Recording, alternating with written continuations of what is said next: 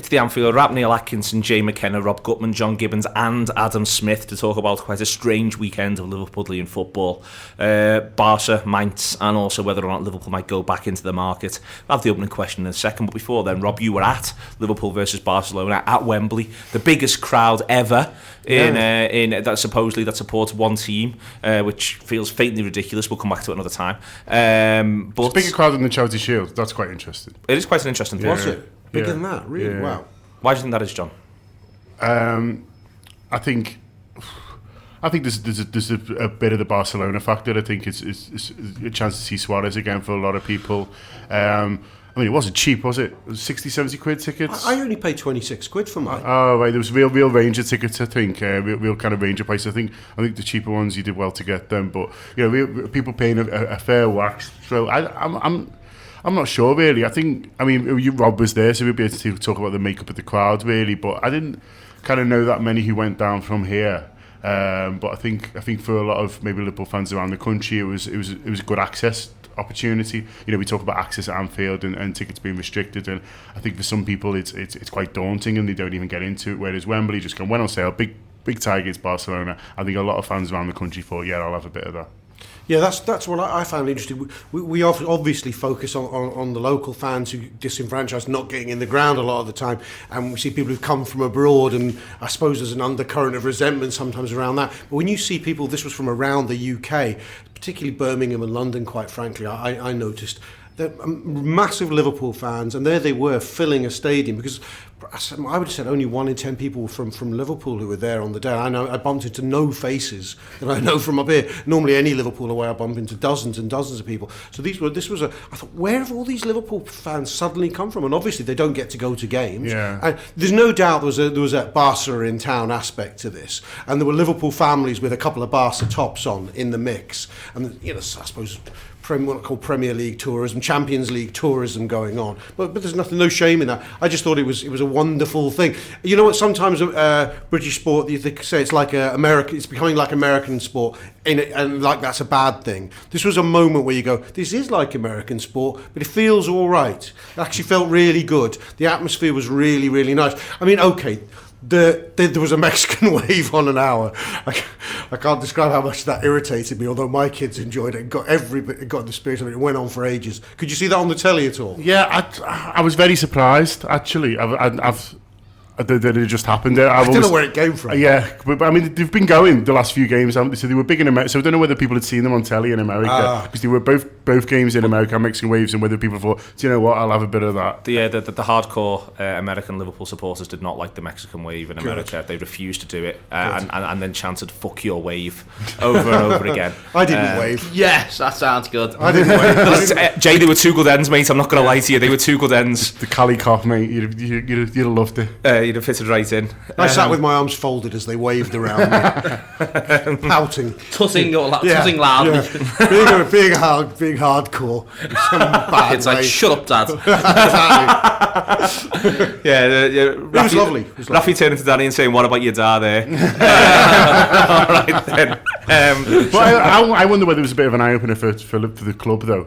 Because they obviously know how many fans they've got. They do memberships and things like that. I don't know. I think it must have been, I used to know for English football how many fans we had there. They've only got 100,000 on the membership. There's 90 of them in the grand. I reckon the reason it might have been bigger than the Charity Shield, though, is no segregation. Probably. So there's maybe an element. So there'll have been no segregation, because can't imagine the London 4,000. Can't imagine the Met were planning for murder between the Catalans and the Scousers, or the Catalans and everybody else from the UK, by the sounds of what Rob said.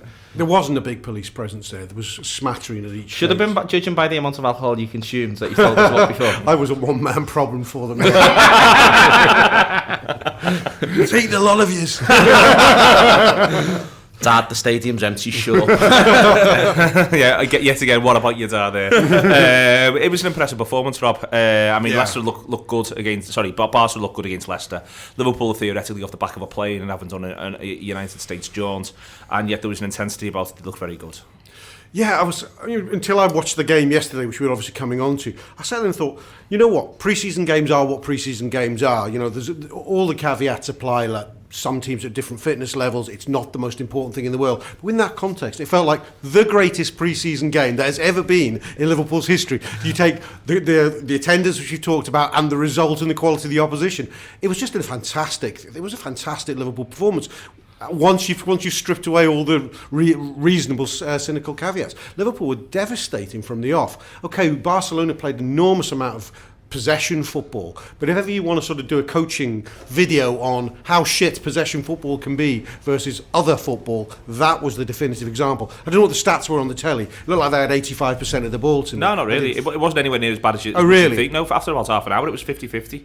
Oh, really? Okay. Yeah. It wasn't.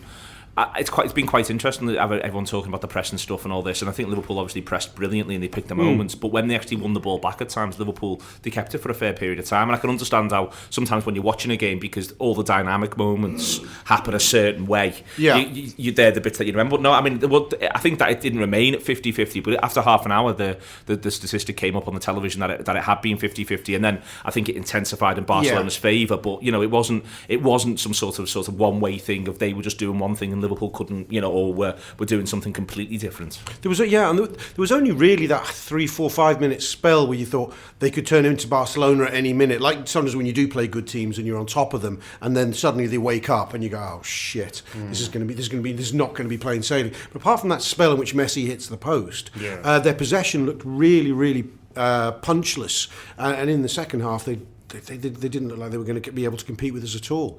It was a mad game, fantastic. It was intense from Liverpool, Adam. I think that's the thing I took from it, was that it was the idea that there was almost like a flick of a switch. You don't know quite who's led that. Is it the manager from the sidelines? Is it the players knowing the moment to go? Is it that they're all looking at Lallana and going, we'll just do what he's doing? But it did feel like Liverpool could play at a certain rate and just bang. Yeah, and it seemed like it was the culmination of the pre-season work that the manager's been doing with them, and it felt a little bit like the explanation of why everybody was saying Klopp needs a pre-season. Why, last year that was sort of the answer. He hasn't had a pre-season. But nobody really could put the finger on why that was important. And then the game against Barcelona really felt like it was all of the pre-season things that he's done with the squad all coming together at the same moment. And obviously Lallana was the prime example of that, but he wasn't the only one. The goal, I think it was the second one, comes from Kevin Stewart's pressing, doesn't it? And the third, snapping into a tackle and all that sort of thing. So everybody seemed to do it, and it did seem to. They seemed to move in sync with each other, which was brilliant to see. I think the main thing I took it from was the confidence the players had, both in themselves, the teammates, and their ability to win the game. Because as Rob says, they came out really, really well.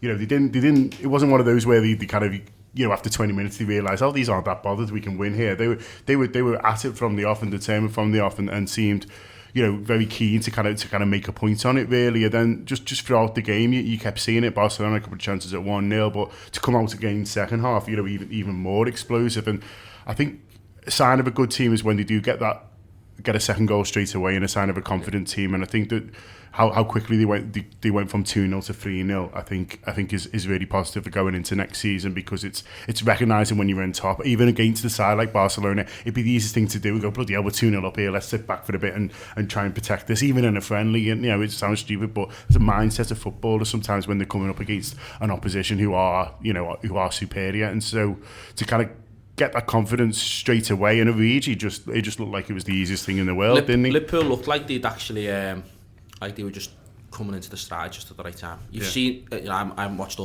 many of the pre-season games early, but seeing bits of them and snippets, you think they just look a bit tired. They look like they're still quite trying to figure it out amongst themselves. But those goals really highlighted. But parts of the play where Liverpool just looked like, there were parts certainly defensively where we looked like we were still sort of getting ourselves together, but they just looked like they knew how to play together. They just look, Origi's come into it, Mane has come into it really well. Just thinking, he now looks like he's just ready to start the season.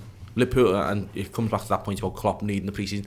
Some of the players just look like, they're just ready to get started now. They're ready and waiting to go to Arsenal. Whereas in past pre-seasons, you've certainly watched Liverpool play and think, well, it's going to take us a couple of league games to get our legs and to get used to it here. But certainly Lallana they just looked like, Arsenal can't come quick enough for them. Yeah, there was a combination of appetite and system coming together. I thought we were so aggressive from the word go, but what Klopp had complained about, I think it was at the Roma game, about the lines being too spread. Well, okay, I mean I'm behind the goal, so it might look different on telly, but the lines look really compact to me. And Barcelona, again, from where I was sitting, it looked like they were resorting to playing a lot of long ball. Relatively, I was surprised. I thought, you watch Barcelona, you see 10-yard passes all over the show. This was a lot of desperately trying to find space rather than face up to the reality of our press, which was staggering. But it wasn't just the press; we were releasing the ball and controlling it and getting it out of feet and moving it so quickly. And that was a sharpness there. It was quite unbelievable. And we have to pause and I think and talk about Sadio Mane's performance there, because it was. Jesus Christ, it was as good attacking pre-season performance by a Liverpool player as I think any of us can remember. It was he really looked the business. Maybe he's going to do an El Hadj Diouf on us come next week, I don't know, but I don't think so. He just looked like he had an appetite. There was talk when he signed a Southampton fan saying he's a big game player, and you felt well, pre-season friendly or no pre-season friendly, that was a big game, and he looked to me like he'd sat and go, I'm going to show people here today. Whereas in some of the pre-season games, I think he's looked good in all of them, but he looked like he was ready to go up a level, and he can go up a level, and that his ceiling is something special. On the idea of the way in which they came out the blocks, Adam, first and foremost, you do wonder. I mean, there was lots of talk whilst they were away on tour before them, when they were playing Tranmere, Huddersfield, etc., that it was a training session. It was one more training session. They trained that day a lot of the time. They had done for the two games in the United States that we saw. They'd done a session in the morning and then played those games in the evening. It looked to me like Liverpool had treated it as though it was a game of football. They treated it as put all their energy, the focus in. This is the one that you're thinking about, boys. I wonder if they sort of built the week or built the second half of the week into the idea of this is the game. For the first time, it looked like that was the case, as though the football match they were playing was the priority, not the idea of what we gain from it. Do you know what I mean? Yeah, I do, and I think the only thing I've got to sort of compare it to is I'm gearing up to do a 10k run in September, and people who've don't laugh at that. That was as good as it gets. I'm not saying it's the same. I'm just but when I've been doing my training, a lot of people have said to me to put in little sprints and things, because when it then comes to the actual race, it'll feel easier. And obviously on a much bigger scale, John, it feels a little bit like that's what's been going on, is that they've been, the games previously, because of the training sessions around them and everything, might have felt a bit more like a slog. And this one is almost like they've given them an example of kind of saying, right, everything that we've been doing, this is why it becomes easier when you actually are playing the proper game, because it is an awful lot, different when you're not having to train in the morning or train in the afternoon or whatever, when you just concentrate on the game, building up to the game, so that they're in the right mentality for going to Arsenal and saying, well, we've had the week, just like we did at Barcelona, let's do it exactly the same like that, without the warm down session the day after where you get battered by somebody else. I thought watching that game, especially in the first half, I think Coutinho, I kept thinking he played well, really nicely, without being anywhere near our best player. Yes. I thought, Neil, this is the performance you've dreamed of from Coutinho, the context of Coutinho. It was really, really great to watch. Lallana was interesting. I mean, there's another example of playing him in the middle and how well that works, where he doesn't have to use a great deal of pace to get away from a man, and just being able to shift the ball, shift his feet, is such an asset. He could come alive for us this season. I suppose there's something of an example also, though, of how when players are playing well around Lallana, he can become a real asset. You can't ask him to run the show for you, I don't think.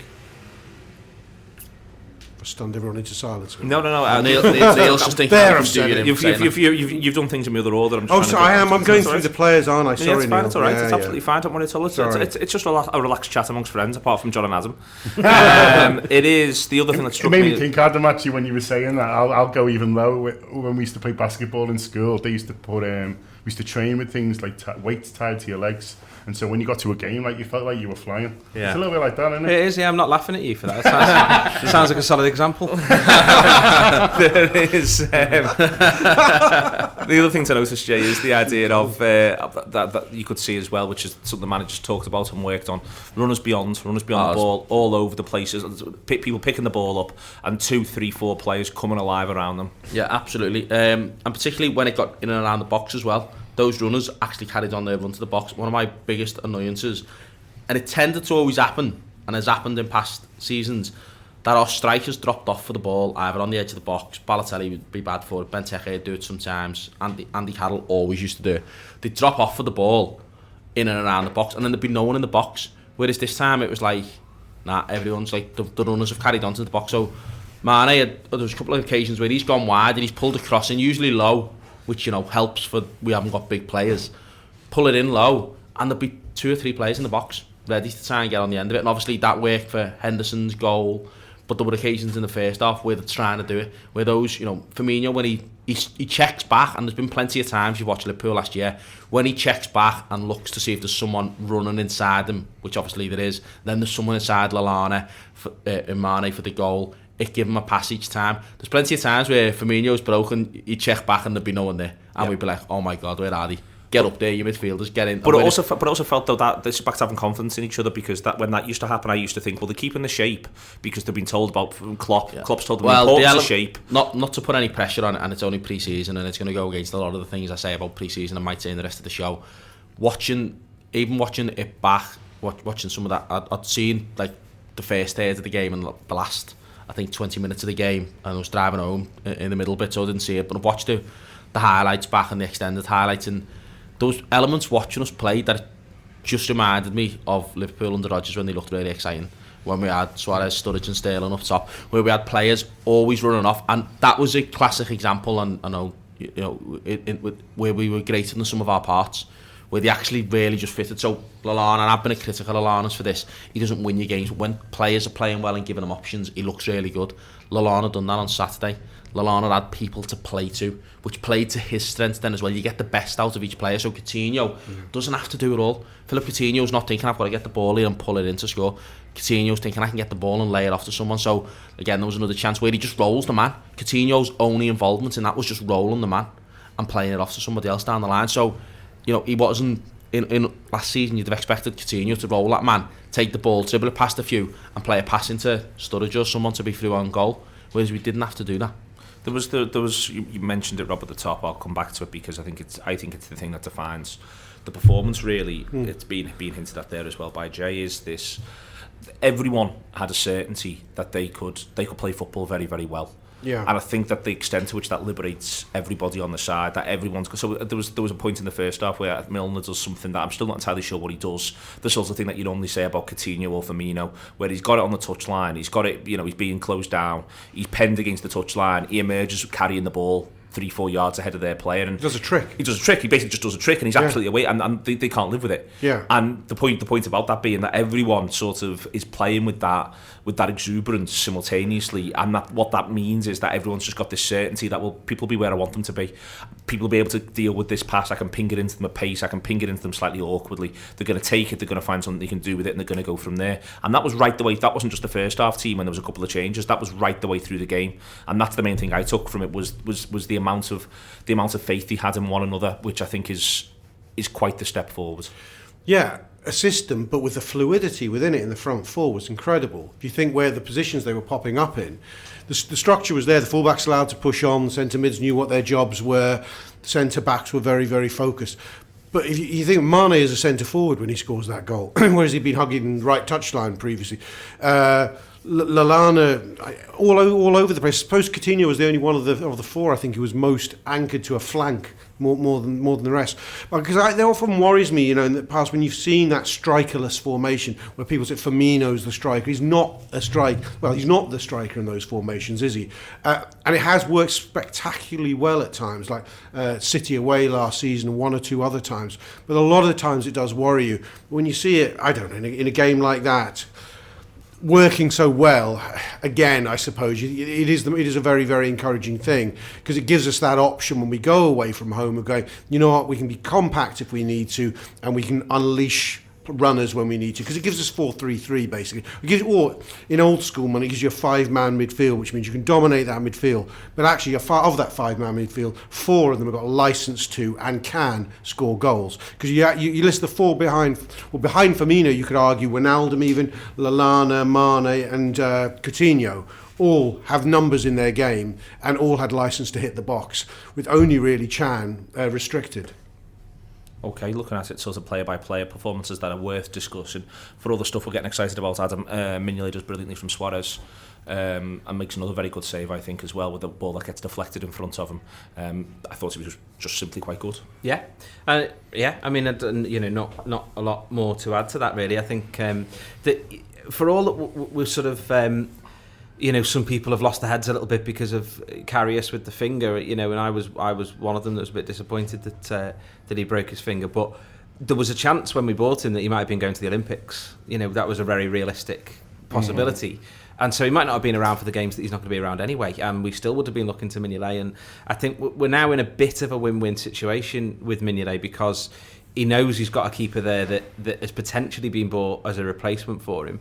And so if he doesn't up his game, then he'll be dropped, and if he does up his game, then we've got a keeper who's performing to a really high level. So it's it's a bit of a win-win, apart from the fact that obviously if he doesn't up his game immediately, there's not much that can be done for 6 weeks or so. I was chatting to some of my mates last night about Mignolet. We did a away day show which is going to come out, and they were saying about how it might actually benefit both him and Moreno, that our first 3 games are away from home, because I think if they do all right, then I think the cops just sort of got a cop for it, to not use that pun terribly, but I think they'll just say, all right, whereas first game of the season, if we were at home and there's a few lads and they'll be going, I can't believe we've got to look at him again in goal, and that fella's still left back, what on earth's going on, you know what I mean? Whereas if there's 3 away games, if Mignolet starts well, Liverpool start well, and Mignolet's had a big part of that, I think there will be people in the ground who say, well, let's see how he goes, for the reasons that you say, that if it's not happening for him, then there's this other guy to come back. And I think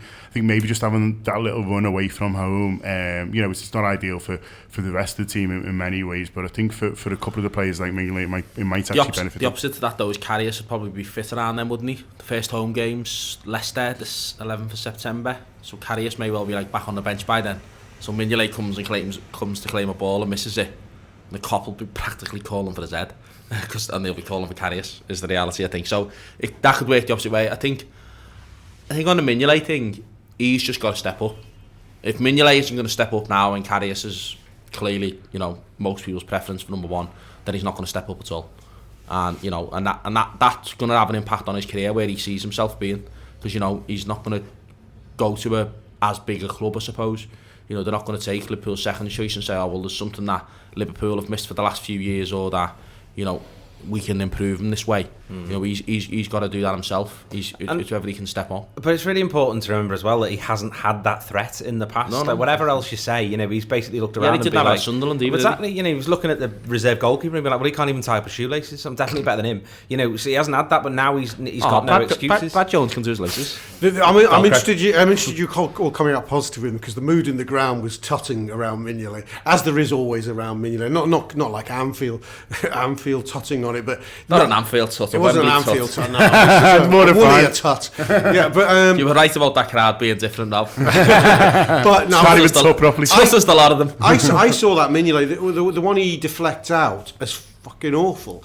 He just pats it down in front of him. I mean, I need to see it again. It didn't look like a good save to me. What one was that? This is the one, someone takes a snapshot from the edge of the box and he gets 2 hands to it, I think, and he pats it down back onto the spot. Then is it Suarez coming in on it, and Lovren just slices it away? No, it's that Milner, but doesn't he save that with his feet? It's a huge deflection. It's a big Is he deflection. deflected before he connects with it? Because I watched it. I watched him save that one with his feet and was thinking, what are you doing, lad?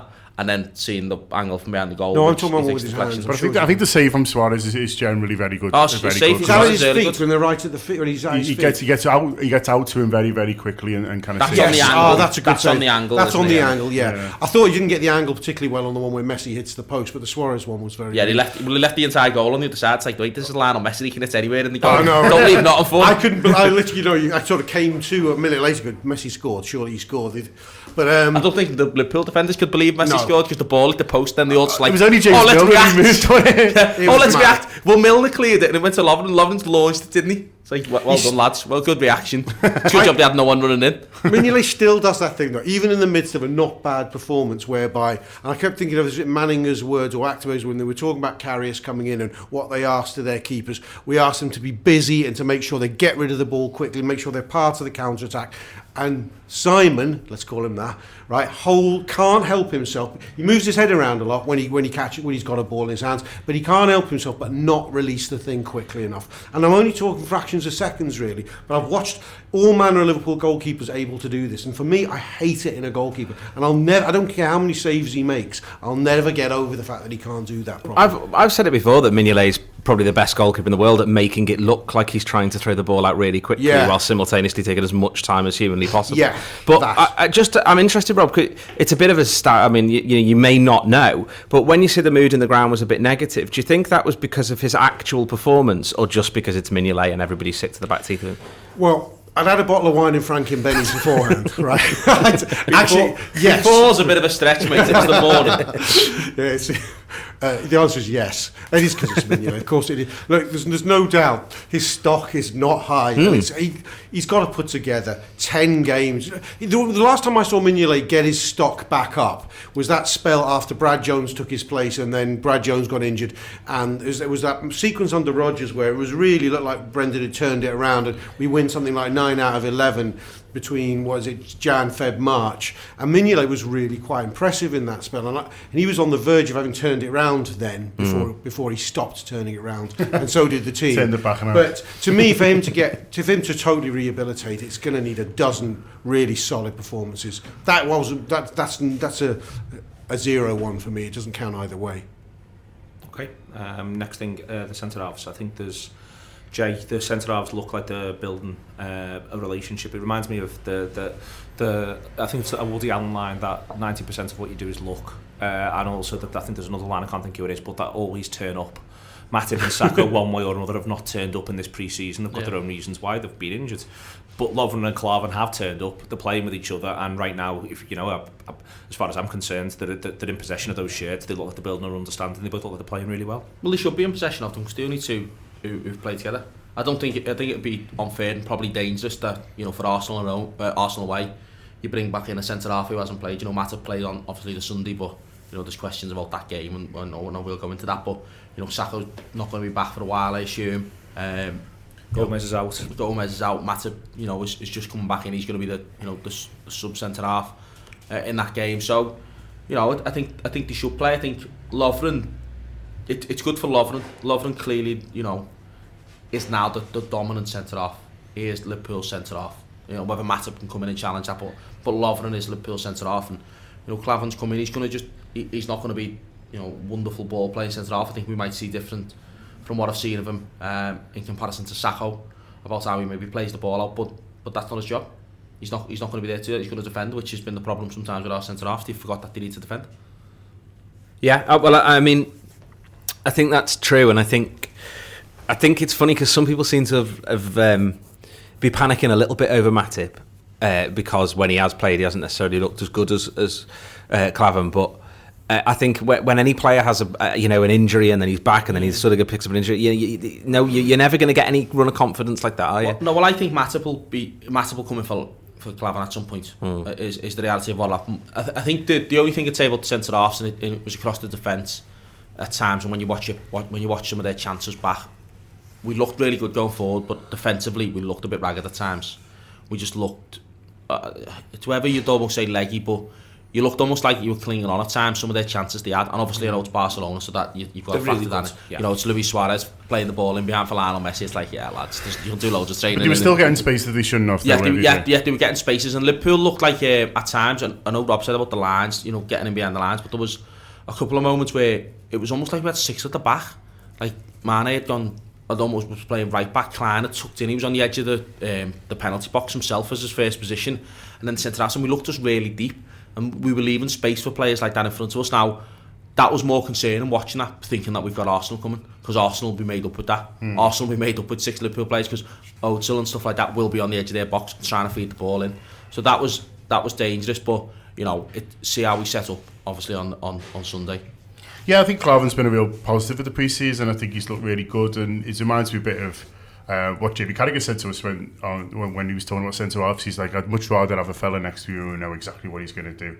And you feel like Lovren's kind of got that with him at the moment. And Matip looks like a little bit of a wild card, and that's not to say he won't be a good player for Liverpool, but you know, he looks like he's got a bit of a mad 5 minutes in him, maybe, or he's got potential to switch off. And this is just from seeing him a little bit. Whereas Klavan's, you know, he's the ceiling's lower, but you know, he's a real steady Eddie, and I think that's why Jay's right to say at first, you know, just in these first few games, I think he'll go for Klavan, because I think he'll say, well, you know, we can build and understand it, we can go in with that, you know, dependability, and then we'll just kind of have a look at Matip, you know, through when he's allowed to train more. Maybe he could try and get an understanding, you know, with Lovren, you know, in training sessions and things like that, and maybe a bit more of an idea about what Jurgen Klopp wants. At the moment, it just feels a bit too risky to just kind of throw Matip in against Arsenal, just because of the type of player he is, and also because, you know, as we've all said, they haven't really had the time on the pitch together. Klavan, he looks. There was some talk when with the interviews were given about people who played with him and managed him just on the day or around the day he signed, was saying he's not an error-prone centre-half. He's a very concentrated centre-half, and that has really come across. He doesn't look like he's got a comedy error in him, and I know that may be tempting fate in too many people's eyes, but it's more than just solidity for me. His concentration looks immaculate.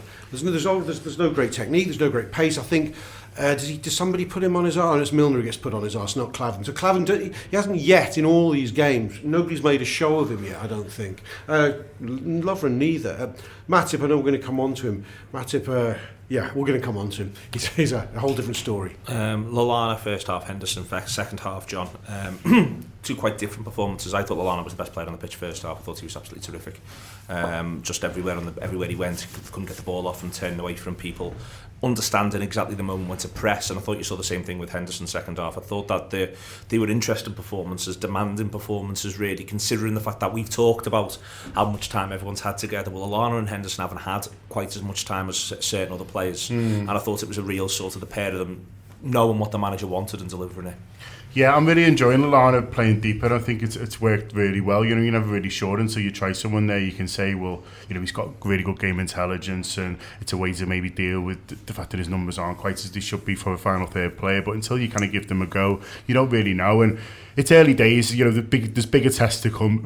I mean, by that I mean literally bigger. You know, he's going to come and go up against, you know, midfields in the Premier League who are tougher, who are strong, and he's going to have to find a way around that. But in terms of how he's done in his pre-season games, I think he's been fantastic, and I think, you know, how he plays on the turn, how he uses the ball, how he protects the ball is, you know, a real asset for the kind of essential midfield player, which is essentially what he's been turned into. Henderson's been maybe a little bit quieter than I thought he'd be this pre-season. I'd have just thought he'd have wanted to lay down a bit more of a marker.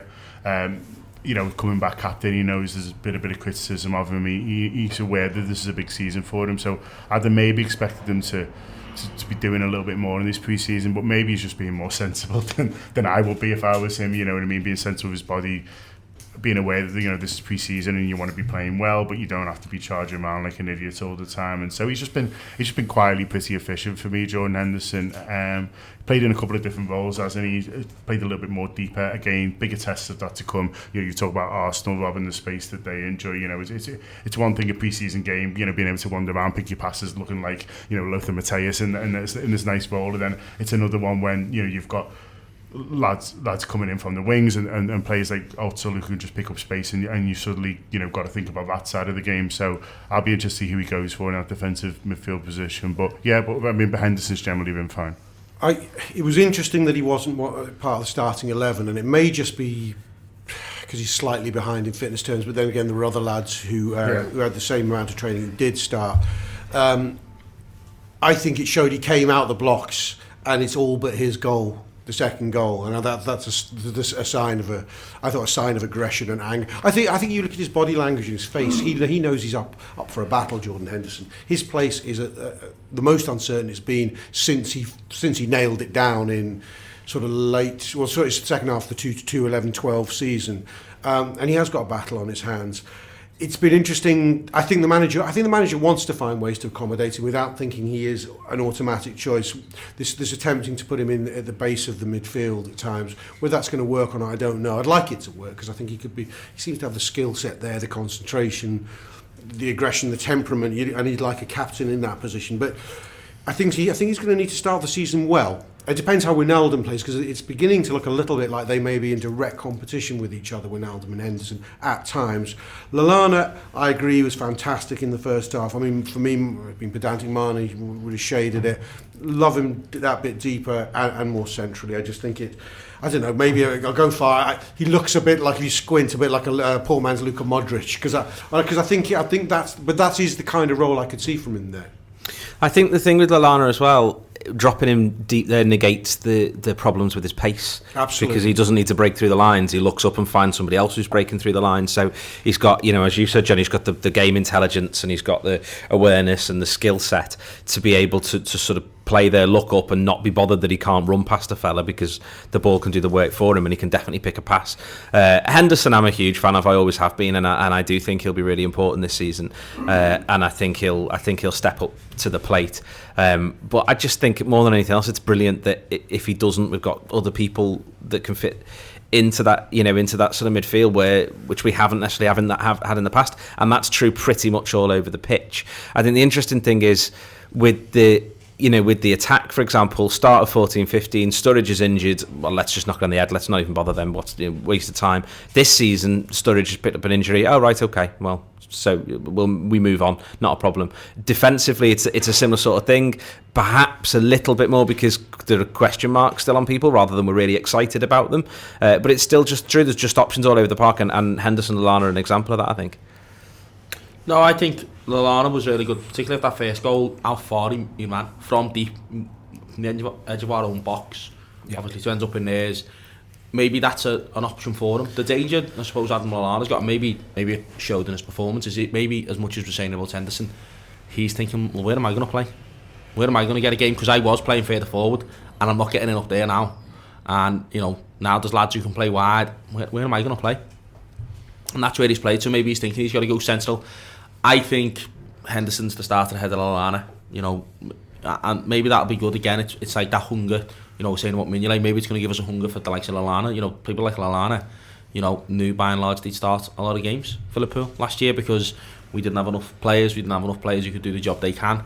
Now we have. You're thinking, say, Emre Canza, I'd imagine it's probably, pretty much nailed on. Well, I want to pull that in actually. I think, but come back on. We're going to talk about that on him. But so if you think where it's Henderson, Henderson plays. He's the captain. He's if he's playing badly, he'll come out of the team. I imagine, but he's going to be playing. Adam Lallana's wondering where he's got to play. So maybe he's thinking, well, I've got to show the manager I can play in a range of positions, and he was really good. Henderson, I suspect.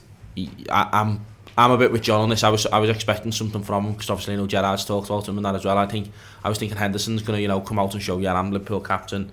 I'm going to lead them from the front here. I'm going to all action Jordan Henderson. And maybe he's just thinking, well, take it easy. I've had injuries. He's had a long season last year. Obviously went away with England even though he didn't play much. He's come back and he's thinking, well, I'm just going to manage myself through pre-season. Let's see where he is against Arsenal. But it's a challenge for him as well. Yeah, it's interesting. There's 3 England players we've got who were mainstays last season. Milner, Henderson and Lallana all have a challenge. The restructuring of the squad and the new players puts those 3 under the most pressure. And I think Klopp clearly likes the 3 of them, would like them in an 11. But But I don't. I think at times he's thinking, I'll find a way to get them in. Milner at left back. I think he's the minute Milner was available, and he not stumbled across, but decided on the left back idea. Moreno wasn't getting a look in. I think it was 3 successive starts in pre-season for Milner at left back. So he found a way for him. I think he's looking at his midfielding, and we may be short of numbers now. Shorter, with Lucas probably going, Allen going. You know what? Lallana could do a job there. Short of someone at the base of midfield because I don't have a Lucas and Allen. Maybe Henderson could do a job there. So I think they're not going to be shoehorned in, but I think it's interesting times for them in their Liverpool careers. Talked about Mane before, how terrific he was direct. Firmino and Origi, John. I think Origi at the moment, I'm sort of the view that, you know, with an eye on Arsenal. In fact, we'll come on to that in a second. I think Firmino and Origi's verging on unplayable in little patches. He just looks pretty close to complete, and he looks like he's enjoying himself. Yeah, enjoying himself, very confident as well. He's come back and, you know, really hit the ground running in terms of, you know, how he's performed, in terms of his finishing. Just looks like he's going to be a really good option for Jurgen Klopp this season. I think he's going to use him in different ways, different games. Maybe it wouldn't surprise me, for example, if he is on the bench at Arsenal, but then suddenly plays at Burnley. I think he'll use him in different ways, and I think Origi will be fine with that. Origi knows, you know, that where he was 12 months ago and where he is now, and so I don't think he would necessarily be expecting to start every game. I think he'll be accepting that the manager will use him in different ways, but it just looks like he's going to be a huge asset for us this season. And to go back to, you know, what Adam was saying earlier about options and about how when Sturridge was injured, you know, it was the end of the world, and now suddenly, you know, you still don't want him injured, but you're in a position where you think, well, I've got this lad and he's great as well, and you're looking around the country and thinking, well, who's got a young striker as exciting as this fella? You know, there's kind of not many about, and, you know, he's going to be a real asset for us, not just next season, but kind of, you know, hopefully for years to come. I think it's going to be a bit of a challenge for Klopp to not play Origi. I think there was times last year where he looked unplayable, and he was our main man. Obviously, at times of injuries and stuff like that, you know, Sturridge's, you know, got a knock. We don't know how serious that is again. I think it's going to be a challenge to not play him. I think the other challenge. Would you start him at Arsenal? Yeah, I would, because I think as much as you might say, you know, and I gave John's point that, you know, he's come on leaps and bounds certainly in the last 12 months, but he deserves honest form to play, and I think this is the challenge Klopp might have this year, because we had this last year. Danny Ings.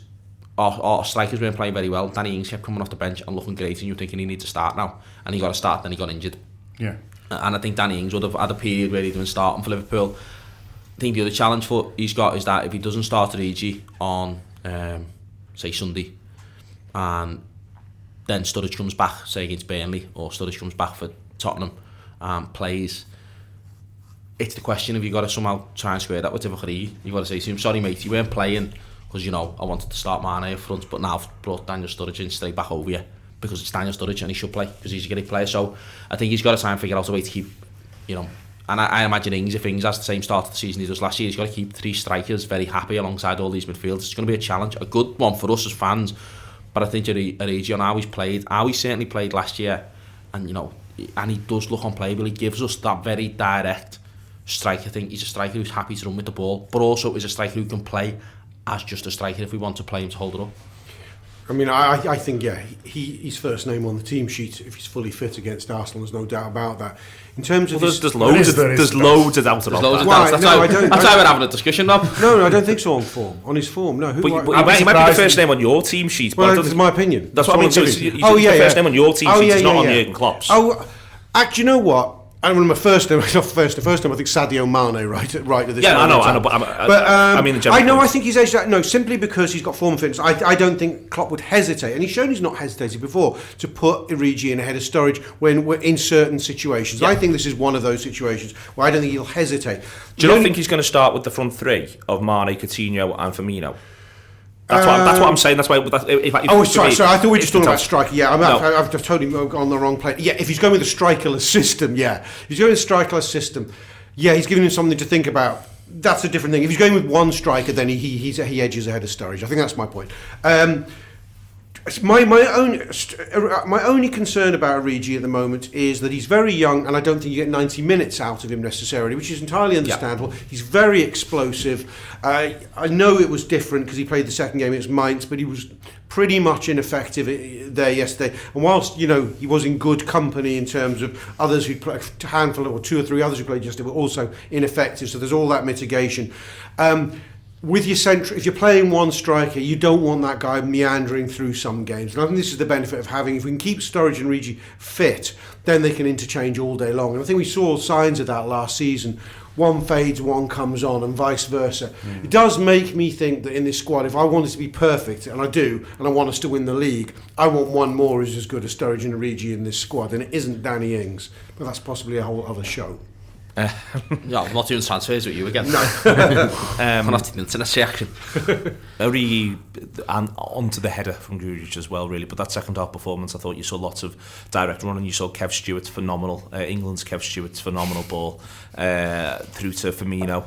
You saw how Liverpool can go that vertical, Adam. It wasn't just Origi, but I think he sort of defined it a little bit. This idea that now lads, we can go 40-50 yards very fast. Yeah, well, it's speed and it's power and it's a change of pace as well, not just pace, but a change of it.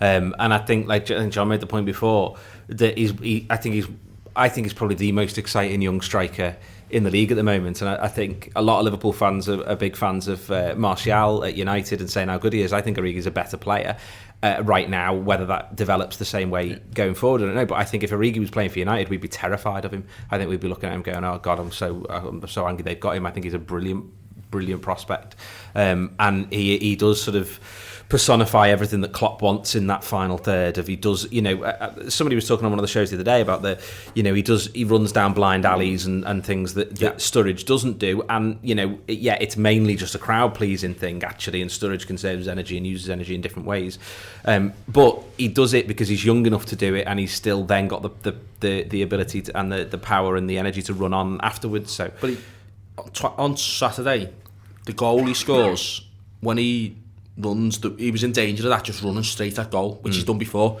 He doesn't. He actually takes a touch, takes it sideways to make that better angle to score the goal. And actually, on the one where it's Grujic said, he's the only one. He's the only one forward, and he's thinking. I don't think if you're thinking just run at goal, he doesn't do what he tries to do. He actually tries to go round the men and actually play for a bit of time, get wide. If he'd have just wanted to just be, head down, run, he'd have just ran straight. Yeah. And he'd have gone into their left centre-back or their left-back, whoever it was. Said he tries to go across goal, and he actually pulls their defenders with him. Yeah. You actually have to go and deal with him, deal with the tackle. The tackle comes back. Markovic then picks it up in that space, and then they're all congregated around the ball in the middle, which leaves the space for Grujic. Well, there's a big deal here, which is that he pulls defenders. Yeah. I think that's one of the key things about watching him, is that he pulls defenders, and I think a lot of the question as to what sort of lineup we go to Arsenal, Burnley and Spurs with is going to be whether or not we want someone who occupies and pulls defenders, or players who elude defenders, and they're two quite different things. And that's the I'm a big fan of Liverpool scoring goals with back heels, and his back heel for Mane to cross a Henderson's goal again just reminded me of when we were great under Rodgers. So if I'm a fan of him scoring goals and back heels, then I'm all for it. I think a lot of defenders going into the season are going to be quite scared of facing Origi, and obviously as far as the first game's concerned, I think Wenger's close to having to pick himself for the Arsenal back four. So I would definitely start him, because he just is that sort of player that terrifies people. Moving on to the header was phenomenal, and it was just glorious. I could talk about it forever, but we're gonna have to skip forward because I'm concerned about time. Moving to the Mainz game, it was mad that it happened. I think one of the key things is that it wasn't like last season, John. Last season, Liverpool play Helsinki one day and Swindon the next, and they managed to field two quite distinct teams. In this instance, Barcelona one day, Mainz the next. Mainz are much better than Helsinki were, for instance, and it becomes really quite demanding, and also he's not able to play two very distinct teams, so it just feels like it feels like the sort of a decision that's made 6, 7, 8 weeks ago, when it just not paid off the way in which everyone would have thought.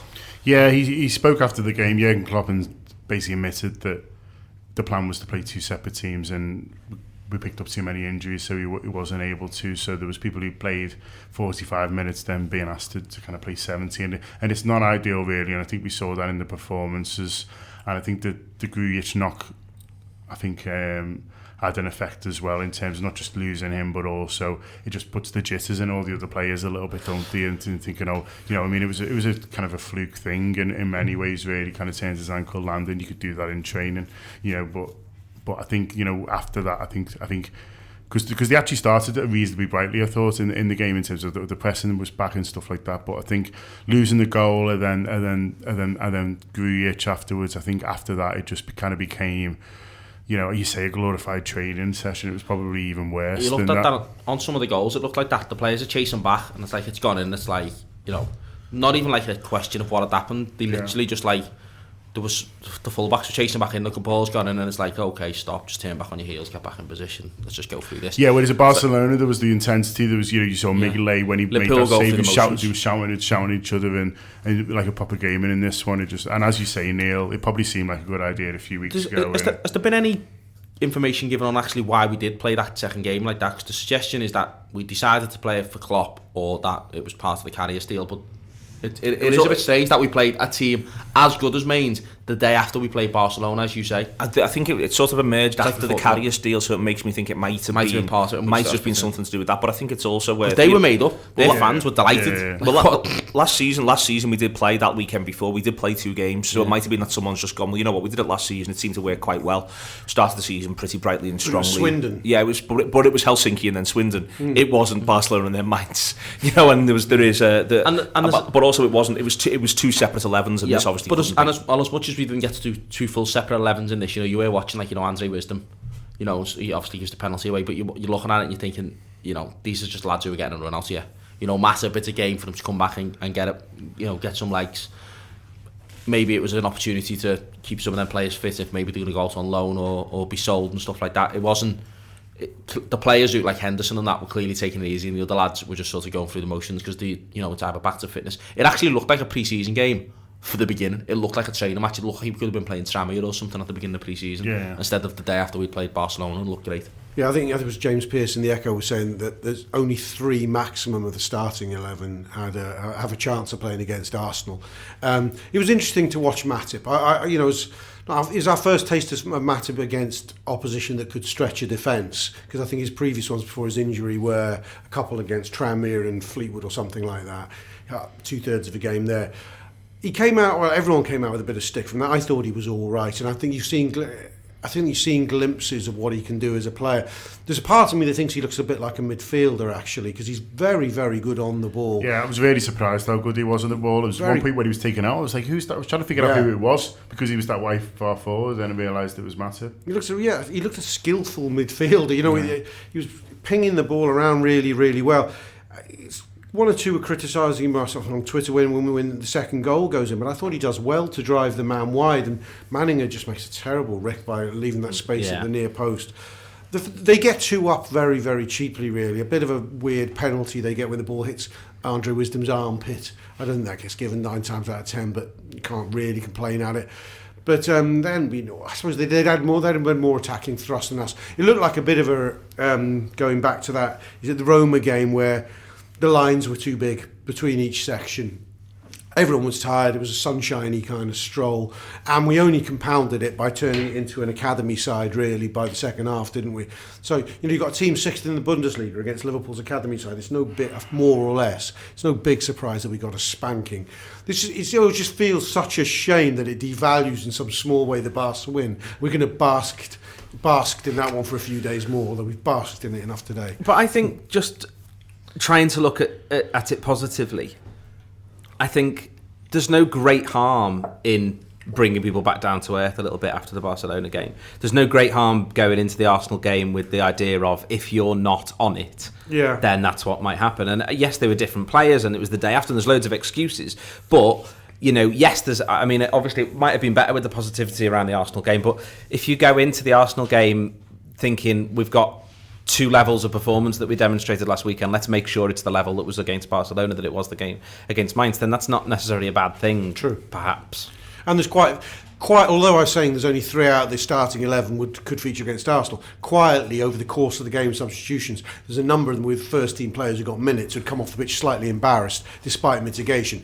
Emre Can, Jordan Henderson, Adam Lallana. Chan's the one to me who I think, and I think a couple of noises have been made, if any of them don't look necessarily quite where you'd want them physically for Arsenal, Chan's the one who I think, and you know, I think the manager will go with him. He dropped him back in when he, you know, in the European run when it was a bit questionable, but he's the one to me who doesn't quite look completely at the races. I felt that first half against Barcelona as well. He didn't look quite as sharp as the rest of them. He's been away for longer. Yeah. You know, it might be that he's the one who maybe could benefit from another couple of weeks of bits and pieces rather than the idea that he's getting a full 90.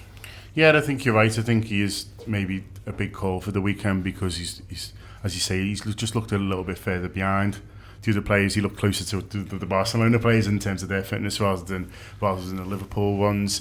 But he does seem, as you say, really likes him. The manager really likes him, and so if he's looking for a balanced midfield at Arsenal, it still wouldn't surprise me if he does pick him there. But it might just be Emre, you know, his temperament. You know, he's a relaxed guy. He's maybe not one to charge around in a pre-season friendly. You know, he's maybe just his style, and you can be looking too much into it. So maybe he feels ready, I don't know. But yeah, he's maybe not quite where you'd want him to be at the moment. I think he's a player who plays on his adrenaline quite a lot. Possibly, yeah. Yeah, well, he will have done that against Dortmund, wouldn't he?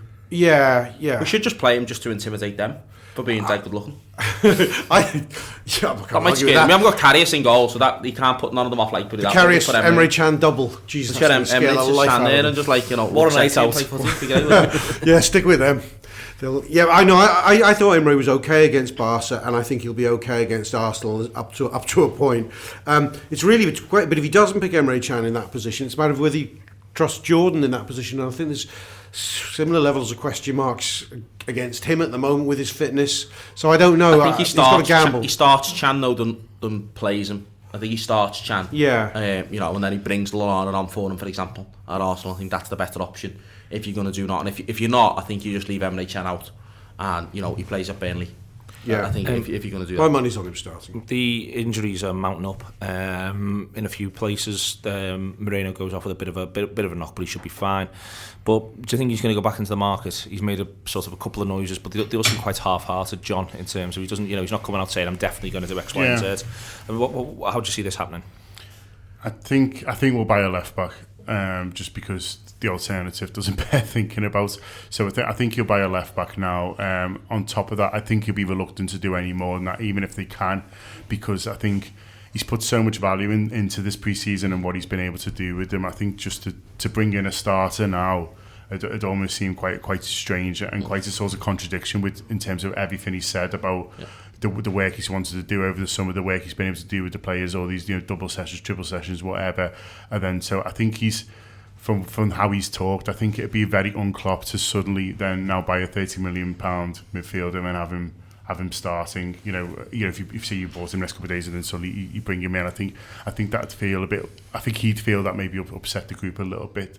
So I think you'll see a left back, because I think they'll need one, and I don't think it'll necessarily be an automatic starter anyway. But aside from that, I'm struggling to see it from a Klopp point of view. What I think might happen, which would be quite interesting dynamic that hopefully we won't see, is that if we don't start very well and we manage to sell Balotelli and Benteke, I think there'll be pressure. To spend the money. There'll be pressure on supporters to spend their money, because I think that'll put us around. And I haven't done sums but I think that'll put us pretty close to zero net spend. Then if they get decent whack for them too, even if it's not a lot for Balotelli. And then I think you start to, you know, John Henry's had to write letters before on you know, closing the transfer window and things like that. And I think that they'll be aware, you know, if we don't start well, which we all hope we do, but if we don't, I think it might end up being other people at the club who are a bit more bothered about, you know, we could do with getting someone else in here, we could do with making a bit of a statement. And I don't think they'll go above Klopp, but I think they might kind of say, you know, you sure you don't want anyone else? We could probably go and get him, you know, maybe we'll pay you a little bit more and get him in now. And I think there might be elements of that if they manage to do the Balotelli and Benteke deals. I think that outside of the left back, I totally agree with you, John. There is no requirement for anyone at the moment outside of the left back. But I think the little warning sign that we've had with Sturridge having had a pretty solid pre-season in terms of his fitness. He's come back, he's eased himself from well, not scored goals. But here we go on the eve of the season, he's got a little knock. He's got a knock which we're not sure with Sturridge whether that suddenly becomes a big knock, whether if he's suddenly not eligible for Arsenal and then maybe we hear a secondary knock. That's not impossible that could happen with Sturridge. He's got that history there. I think if that happens, then I think nerves, which were very calm on the striker situation, will suddenly begin to shred, and I think the clamour to spend that money on a striker will increase, because I don't think Danny Ings, he's done all right pre-season, but I don't think he's done anything that makes people go, "What? We've got Ingsy and he looks a bit like the odd man out to me. Yeah. Danny Ings, I feel a little bit sorry for him. You almost feel like he's just going on when they need to give other people a rest at the moment. You know, he's playing with the youth sides and things like that, and I just kind of feel for Danny Ings, it doesn't look like there's a big plan for him in terms of how to use him next season. I think his injury done for that, because I think he was ahead of Origi this time last year. Yeah. So whether he gets that chance, I think even the Sturridge questions aside, I don't see why you'd buy a striker. I just think you've got too many other options in and around that. The way Klopp would play, I don't see why you'd buy a striker unless, you know, taking into account things I've said before, unless there's like, as John said, there's a particular striker available who maybe Klopp's had his eye on, he didn't think might be available, and he thinks, yeah, Sam, let's go for that. You know, he's there. Let's go and buy him. We've got loads of money. I think I just don't really see us going into the market unless it's somebody or a position that Klopp wanted to strengthen all along. Like I don't see the injury issues being something that forces him into the market unless somebody in the medical staff is saying, you know, well, this is a long-term injury, or, you know, or whatever, like Milner's out for the season or anything like that. I just don't see it happening, because I think he wants to buy a squad left back. I don't think he's bothered about getting a replacement for Moreno left back. Because he just doesn't seem to. Because why do you think? Why do you think? I just think he's happy with Moreno. I think he thinks that he can work with him and train him and make him a better player, which is what he wants to do. And I think that Moreno is the sort of player who, as much as he frustrates fans, I think he's got power, he's got pace, he's intelligent in the attacking third. So if the manager can develop his defensive capabilities more, then he could grow into a really good player. And I think Phil Blundell's point about other left backs and how they were at the same age as Moreno is a really good one, and he wrote an article last week that's worth reading about that. But I just think that Liverpool fans, generally speaking, want a left back and a defensive midfielder, and I don't think Klopp's bothered about either of those things. And with the defensive midfielder, I think that's largely because you hear a lot of the players have been making noises about the system and we defend as a team, and I think in Klopp's head that's the defensive midfielder, is it's everybody working together in the bottom third. So I just don't see, unless there's somebody who he's wanted all along or a position that he's wanted all along, I just don't see us buying anyone. Okay, you excited? Yeah, I was more excited Saturday night. Yeah. I mean, I was drunker Saturday night than I am now as well. It was great. We went down to Liverpool Loves, and then we went over the road to a new pub, which name escapes me. Tom Hall's, is it called, or something? Something like that, yeah, Tom Thumb. Yeah, solid. It's nice. And they just had LFC TV on. They were just showing. It just seemed to be the goals on loop, and it was brilliant. I felt like we won about 20-0 by the end, because you're just going to see these goals. And so I was really excited there. Scrooge just scored 2 great headers there, you know. The Mainz one kind of puts a bit of a dampener on it, but I'm also thinking maybe I shouldn't look too much into that, really. I think you just have to wait and see, and I know that's a bit of a cop-out answer, but you can look so much into pre-season all you want, but I think the first 10 minutes of Arsenal will tell us a lot, I think, about how the season's going to go. If we're out with the traps and we're looking sharp, we'll all be thinking, aye, here we go.